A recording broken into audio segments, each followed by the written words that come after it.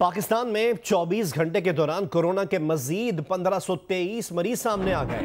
मजीद 38 अफराद कोरोना के बायस जाँ बहक हो गए। हलाकतों की तादाद अब बढ़ती हुई 564 और कोरोना मरीजों की तादाद बढ़कर 24,073 हो गई है। पिछले 24 घंटों में मुल्क में 12,196 टेस्ट किए गए, जिनमें से 1523 अफराद में कोरोना की तस्दीक हुई। पंजाब में कोरोना मरीजों की तादाद 9,077 हो गई। सिंध में 8,640, सूबा खैबर पख्तूनख्वा में 3,712 मरीज सामने आ चुके हैं। खैबर पख्तूनख्वा में अमवात की तादाद सबसे ज्यादा यानी 203 हो चुकी है। पंजाब में 175 और सिंध में 157 अफराद जान से जा चुके हैं। सूबा बलोचिस्तान में अब तक कोरोना के 1,659 मरीज सामने आ चुके। गिलगित बल्तिस्तान 388, इस्लामाबाद में 521 और आज़ाद कश्मीर में 76 कोरोना मरीज सामने आ चुके हैं।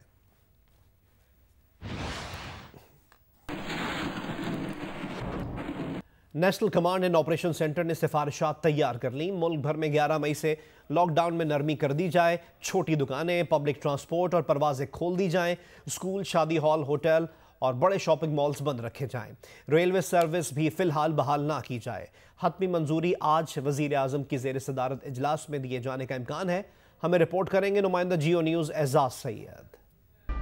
मुकामी सतह पर ट्रांसपोर्ट खोल दी जाए। अड्डा मालकान और ट्रांसपोर्टर्स कोरोना से बचाव के लिए SOPs पर अमल दरामद यकीनी बनाएंगे। बड़े शॉपिंग मॉल्स बंद रखे जाएं। छोटी दुकानें और ईद की खरीदो फरोख्त से मुतल्लिक दुकानें भी खोल दी जाएं। स्कूल, शादी हॉल, होटल, रेस्टोरेंट अभी बंद रखे जाएं। ये हैं वो सिफारिशात जो वफाकी वजीर असद उमर की जेर सदारत national command and operation centre के इजलास में तैयार की गई और इनकी कापी जियो न्यूज ने हासिल कर ली। इजलास में अंदरूनी मुल्क परवाजें खोलने का फैसला भी किया गया। असूली तौर पर यह फैसला हुआ कि डोमेस्टिक फ़्लाइट्स शुरू कर दी जाए, तो उसके लिए अब फाइनल फैसला तो कल प्राइम मिनिस्टर ऑफ पाकिस्तान ने करना है और कौमी राब्ता कमेटी के इजलास में करना है। National command and operation centre के इजलास में रेल सर्विस बहाल करने पर इत्तेफाक राय नहीं हो सका। 4 में से 3 सूबों पंजाब, सिंध और बलोचिस्तान ने रेल सर्विस की बहाली की मुखालफत की। इजलास में आम दुकानें दिन 11 से 5 बजे और रात 8 से रात 12 बजे तक खोलने की सिफारिश भी की गई है। Pipe mills, electrical cables, switch gear, steel, aluminium और बर्तन साजी की सनतें खोलने की सिफारिश भी की गई है। National command and operation centre ने सैनिटरी, पेंट्स, हार्डवेयर स्टोर्स खोलने की सिफारिश भी की है। National command and operation centre ने सिफारिश की है कि इतवार को मुकम्मल लॉकडाउन किया जाए, जलसे जुलूसों की इजाजत न दी जाए। ये सिफारिशात 31 मई तक के लिए हैं और इनकी हतमी मंजूरी वजीर आजम इमरान खान की जेर सदारत जुमरात के इजलास में दिए जाने का इम्कान है। एजाज सैयद, जियो न्यूज, इस्लामाबाद। सूबाई वजीर सईद गनी का कहना है कि लॉकडाउन से मुताल्लिक फैसलों पर विफाक को क़यादत करनी चाहिए, वो अमल दरामद करेंगे। पंजाब और खैबर पख्तूनख्वा भी कुछ चीज़ों के खुलने के मुखालिफ हैं। सूबा बलोचिस्तान मुकम्मल लॉकडाउन का पहले ही ऐलान कर चुका है। सियासी पॉइंट स्कोरिंग और सिंध हुकूमत को निशाना बनाने से गुरेज करना चाहिए। फेडरल गवर्नमेंट को लीड करना चाहिए, वजीर आजम को फैसलों का ऐलान करना चाहिए और हम उन फैसलों पर अमल दरामद करेंगे। फेडरल गवर्नमेंट की तरफ से तजावीज़ आई, उस पर हमने उनके सामने अपनी भी राय रखी, बाकी सूबों ने भी राय रखी। बलोचिस्तान की हुकूमत पहले ही ऐलान कर चुकी है कि 19 मई तक उनके यहाँ लॉकडाउन होगा, मुकम्मल लॉकडाउन होगा। तर्जुमान ने यह कहा कि हम कुछ नहीं खोलने देंगे। पंजाब की जो हुकूमत है, खैबर पख्तूनख्वा की हुकूमत भी ये कहती है कि बहुत सारी चीज़ें नहीं खुलनी चाहिए। जो फैसला NCOC करेगी इत्तफाक राय से, हम SOPs के बाद उस पर अमल दरामद करवाएंगे। लेकिन यहाँ कुछ लोग जो इस पर पॉलिटिकल पॉइंट स्कोरिंग करते हैं, सिंध हुकूमत को निशाना बनाते हैं, मैं उनसे गुजारिश करता हूँ कि आप पहले PTI की वफाकी हुकूमत से, खैबर पख्तूनख्वा की हुकूमत से, पंजाब की हुकूमत से भी बात कर लें। अगर वो वही कह रहे हैं जो हम कह रहे हैं, तो फिर मेरा ख्याल है जहाँ 2 गालियाँ हमें देते हो तो उनको भी दे दिया। दीगर अपडेट्स आपसे शेयर करें और आपको बताएं कि बुध के रोज़ कोरोना के सबसे ज़्यादा केसेस कराची में सामने आए। कराची में कोरोना के 339 नए केस रिपोर्ट हुए, जबकि शिकारपुर में 24, सक्खर में कोरोना के 19, शहीद बेनज़ीर आबाद में 15 और हैदराबाद में 5 केसेस सामने आए। सूबाई सिंध में एक ही दिन में कोरोना से 15 अमवात भी रिपोर्ट हुई। कराची में कोरोना से 6 अमवात रिपोर्ट हुई हैं, जिनमें 2 खवातीन भी शामिल हैं। सांगढ़, बदीन और शिकारपुर में कोरोना से एक मौत रिपोर्ट हुई। सूबा सिंध में कोरोना से अब तक 157 अमवात हो चुकी हैं, जबकि सिंध में कोरोना के केसेस की तादाद 8,640 हो गई। सिंध में कोरोना से 1,731 अफराद सेहतयाब भी हो चुके हैं।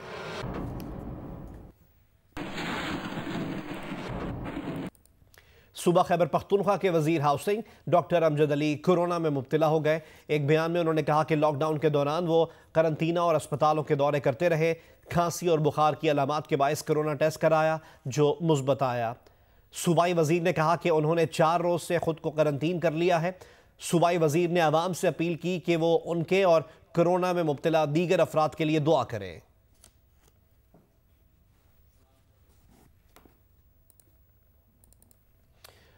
वफाकी वजीर एविएशन गुलाम सरवर खान का कहना है कि अवामी मुतालबे पर फ़ज़ाई ऑपरेशन खोलने की राय दी है। डोमेस्टिक ऑपरेशन जुज़वी तौर पर पहले ही बहाल है। प्रोग्राम आज शाहजेब खानजादा के साथ में गुफ्तगू में उनका कहना था कि आज की मीटिंग में पंजाब और खैबर पख्तूनख्वा ने इसकी हिमायत की। सूबा सिंध ने वाज़ेह मुखालफत नहीं की, जबकि बलूचिस्तान की तरफ से थोड़ी मुखालफत की गई। अच्छा, अभी तो आप लोगों ने अनाउंस भी कर दिया, सूबों में कंसेंसस भी नहीं हुआ था। कल वजीर आजम की भी मीटिंग थी, आपने अनाउंस भी कर दिया फ्लाइट ऑपरेशन खोलने का भी, ट्रेन ऑपरेशन खोलने की भी अनाउंसमेंट आ गई। तो ये कंसेंसस एतमाद में लिए बगैर कैसे आपने अनाउंस कर दिया? ये देखिए जी, हमने तो पब्लिक डिमांड पे ये राय दी है, सिफारिश की है, रिक्वेस्ट की है कि डोमेस्टिक ऑपरेशन खुलना चाहिए। हमने डोमेस्टिक प्राइवेट चार्टर को भी SOP बना के उन्हें भी इजाज़त दे दी है। इंटरनेशनल चार्टर को भी SOP बना के इजाज़त दे दी है। इंटरनेशनल फ़्लाइट्स भी ऑपरेट कर रही हैं और हज़ारों लोगों को ला रहे हैं, हज़ारों लोगों को लेके जा रहे हैं। तो डोमेस्टिक ऑपरेशंस बंद नहीं होने चाहिए। जहाज़ में नज़र आ रहा है जो फुटेजेस आई हैं कि एक तो साथ साथ बैठे हुए हैं, मास्क भी नहीं पहने हुए हैं। तो आप कम से कम कोई SOPs फॉलो कराएंगे कि साथ ना बैठे हैं, मास्क पहने हो, डिस्टेंस फ्लाइट की सीटों में हो, कोई एक सीट दरमियान में खाली हो, कुछ ऐसा करेंगे? A320 की फ़्लाइट है, 3-3 सीट्स होती हैं दोनों साइड्स पे, दरमियान वाली सीट खाली रखी जाएगी। फुल पैसेंजर लेके नहीं जाएंगे। अगर 120 की कैपेसिटी है A320 की छोटे जहाज़ की, तो उसमें 80 पैसेंजर्स जाएंगे। बड़ा जहाज़ है तो उसके मुताबिक एक सीट दरमियान में खाली रख के सोशल डिस्टेंस का वहाँ भी ख्याल रखा जाएगा, मास्क फराम किया जाएगा, थर्मल उसका टेस्ट होगा, जब वो उतरेगा फिर उसकी स्कैनिंग होगी तो फिर वो अपनी अगली मंजिल को जा सकेगा। दुनिया भर में कोरोना मरीजों की तादाद 38,22,000 से तजावुज कर गई। 2,64,000 से ज्यादा अफराद इस वायरस के बायस जान से जा चुके हैं। बरतानिया में कोरोना मरीजों की तादाद 2 लाख से तजावुज कर गई।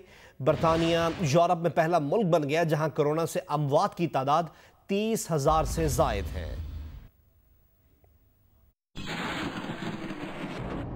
बुध को यूरोप में नए मरीजों की तादाद और अमवात में एक बार फिर इजाफा देखा गया। बरतानिया में एक ही दिन में मजीद 6,111 मरीज सामने आ गए, जबकि मजीद 649 अफराद कोरोना से इंतकाल कर गए, जिसके बाद बरतानिया में कोरोना मरीजों की तादाद 2 लाख से तजावुज कर गई। जबकि बरतानिया में अब तक 30,074 अफराद जान से जा चुके हैं और ये तादाद यूरोप में सबसे ज्यादा है। लॉकडाउन में नरमी के बाद इटली और स्पेन में भी नए मरीजों और हलाक शुदगान की तादाद ज्यादा हो गई। इटली में मजीद 369 और स्पेन में 244 अफराद इंतकाल कर गए। फ्रांस में मजीद 3,640 नए मरीज सामने आ गए, जबकि 278 मरीजों का इंतकाल हो गया। फ्रांस में अब तक 25,809 अफराद कोरोना से हलाक हो चुके हैं। जर्मनी में कुछ रोज की बेहतरी के बाद बुध को एक मरतबा फिर 1155 नए मरीज सामने आ गए, जबकि मजीद 282 अफराद जान से गए। रूस में बुध को भी मजीद 10,500 से ज्यादा मरीज सामने आए, ताहम रूस में अमवात की शरह यूरोपीय ममालिक से कम है। ईरान में भी कोरोना मरीजों की तादाद 1 लाख से तजावुज कर गई। बुध को ईरान में मजीद 78 अफराद कोरोना के बायस जान से गए। बेल्जियम में नए मरीजों की तादाद में कमी हुई और बुध को सिर्फ 272 नए मरीज सामने आए, लेकिन पुराने मरीजों में से 323 अफराद की कसीर तादाद मौत का शिकार बन गई। एक ही दिन में सबसे ज्यादा मरीज ब्राजील में सामने आए, जिनकी तादाद 11,433 थी। कनाडा, पेरू और भारत में भी कोरोना मरीजों की तादाद में तेजी से इजाफा हो रहा है। भारत में कोरोना मरीजों की तादाद 52,987 तक जा पहुंची है, जो दुनिया में 14वें नंबर पर है। सऊदी अरब में कोरोना मरीजों की तादाद 31,938, मुत्तहदा अरब अमारात में 15,738 और बांग्लादेश में 11,719 तक जा पहुंची है।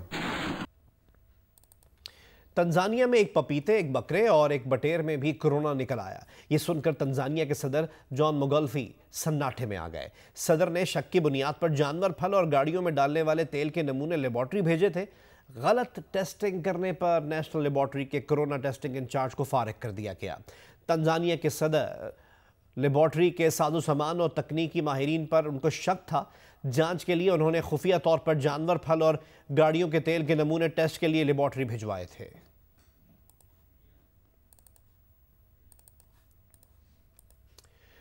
भारत में 6 हफ्ते लॉकडाउन के बाद मोदी हुकूमत ने शराब की दुकानें खोल दी।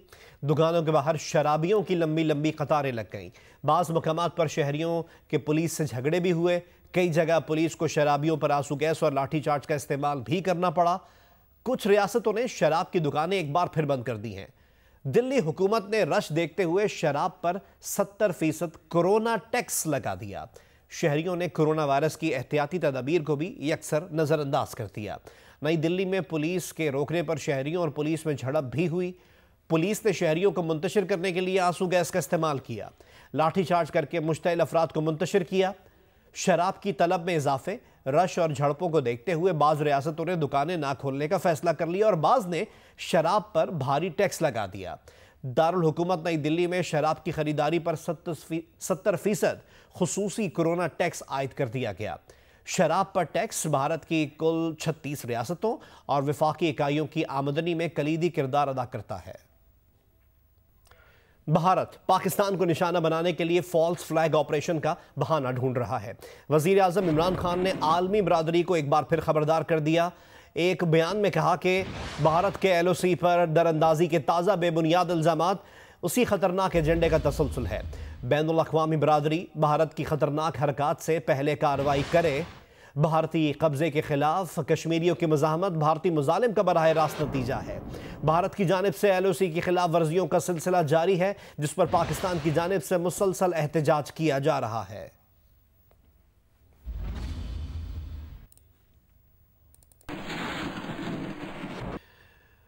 और अब आपको बताएं कि मुस्लिम लीग नून के सदर शहबाज शरीफ की ज़ेर सदारत इजलास में मुत्तफ़िक़ा फैसला किया गया है कि 18वीं तरमीम आइन का हिस्सा है, उसमें तब्दीली के हक़ में नहीं।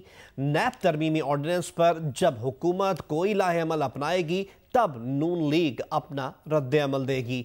शहबाज शरीफ की ज़ेर सदारत इजलास मॉडल टाउन लाहौर में हुआ, जिसमें शाहिद खाकान अब्बासी, ख्वाजा आसिफ, परवेज़ रशीद और साद रफ़ीक समेत दीगर रहनुमा शरीक हुए।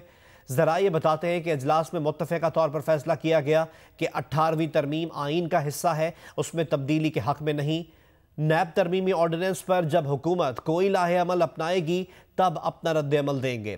शहबाज शरीफ अपोजिशन जमातों से मुशावरत के बाद कौमी असम्बली के इजलास में तकरीर करेंगे। ज़राए के मुताबिक परवेज़ रशीद का कहना था कि हुकूमत ने कोरोना वायरस के हवाले से नामुनासिब इक़दामात किए। कोई ऐसी बात इजलास में ज़ेर गौर नहीं आई कि मौजूदा असम्बलियों से अपोजिशन इस्तीफ़ा दे।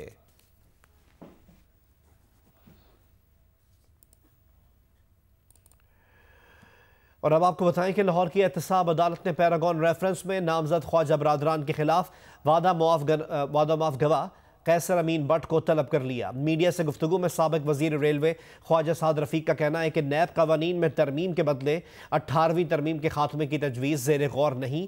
एहतसाब अदालत के एडमिन जज जवादुल हसन ने पैरागॉन हाउसिंग सोसाइटी रेफरेंस पर समाअत की। ख्वाजा साद रफ़ीक और सलमान रफ़ीक अदालत में पेश हुए। दौरान समाअत वादा मुआफ़ गवाह कैसर अमीन बट की मेडिकल रिपोर्ट्स अदालत में जमा कराई गईं, जिसमें बताया गया कि दिल की बीमारी के बायस वो पेश नहीं हो सकते।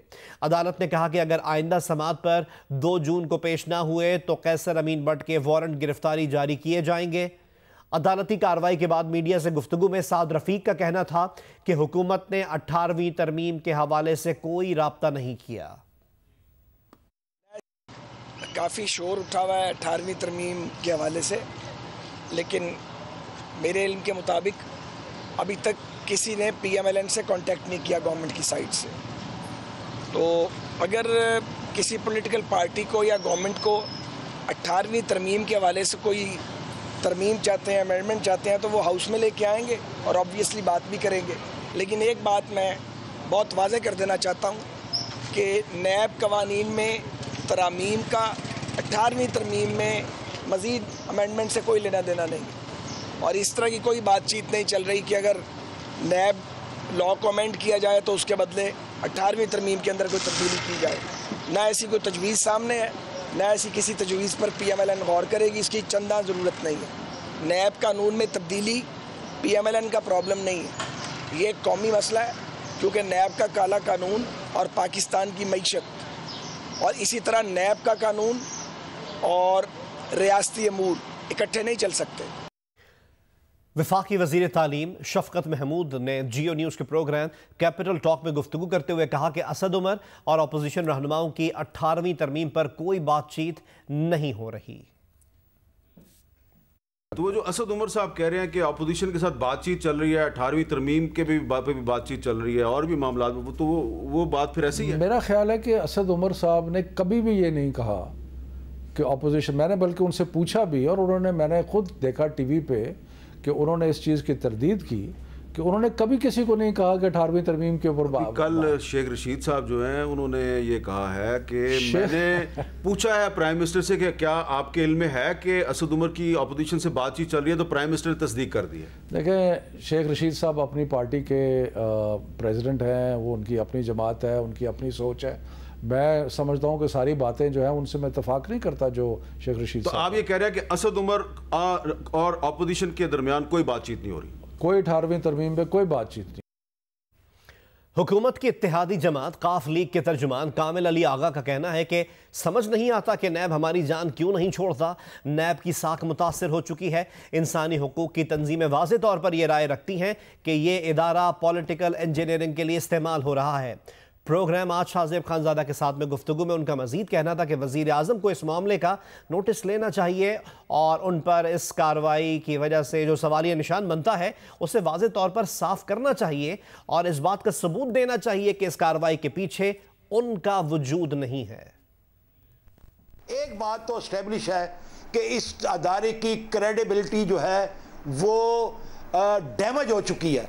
अब बैनुल अक़वामी तंजीमें इंसानी हकूक़ की और कौमी तंजीमें इंसानी हकूक़ की सबकी सब इस बात पे बड़े वाज़े अंदाज में ये राय रखती हैं कि ये अदारा जो है ये जो है पॉलिटिकल इंजीनियरिंग के लिए इस्तेमाल होता है। पॉलिटिकल इंजीनियरिंग के लिए कोई इस्तेमाल ही करेगा। इस्तेमाल करने वाले का आप नाम नहीं ले रहे और आप वज़ीर आज़म पर तनकीद नहीं कर रहे, नैब पर तनकीद कर रहे हैं। क्या ये इसलिए है कि आप अभी वज़ीर आज़म को ये कह रहे हैं कि हम आप पे नहीं तनकीद कर रहे, हम सिर्फ नैब पर तनकीद कर रहे हैं कि वो सियासी इंजीनियरिंग कर रहा है और क्यों कर रहा है, किसके लिए कर रहा है, ये भी नहीं बोल रहे? तो वज़ीर आज़म साहब, आप अपना किरदार अदा करें, नैब को रोकें।